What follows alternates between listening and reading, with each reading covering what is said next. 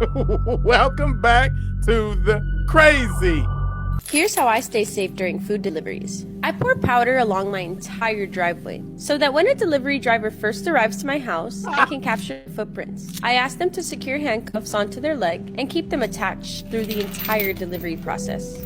Is this satire? For some reason, when I was watching this, I think she's serious. So that I can avoid any risk of being attacked. I always use fake names on my orders, and I place a mannequin within view. I also double check to make sure all the doors are locked. I require the driver to show me a picture of their ID, and I also ask them to provide fingerprints for identification purposes.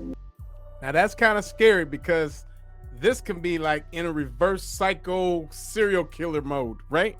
It could be. I use a drone to capture pictures of their license plate, and I set off a growling dog audio while I run a background check on the food delivery driver. If they seem trustworthy, I proceed with the delivery, but I always remain alert and prepared. I double check the food to ensure it hasn't been tampered with, and then I provide the delivery driver with a nice tip, as well as a key to unlock the handcuffs. I always follow their car with the drone for a few minutes to make sure they leave the neighborhood and aren't lingering nearby. I know all of this may seem a bit excessive, but there's a lot of crazy people out there nowadays, and I'm not taking any chances.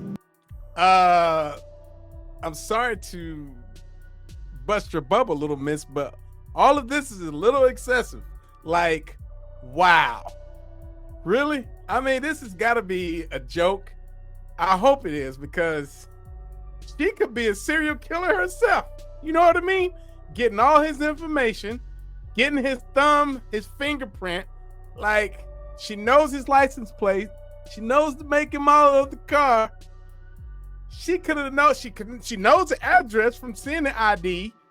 I mean, this might be one of those deals. Like, it's kind of funny, but if she didn't like it, what if he was stuck on that porch and she could have just jabbed him with some kind of something to make him pass out, and his life would have been horrible. This is crazy. I see a lot of these videos. It's a trend now. When I'm in a hotel room, I make sure this is for my safety. I do this, and I'm like, why even go to a hotel room? You see what I'm saying?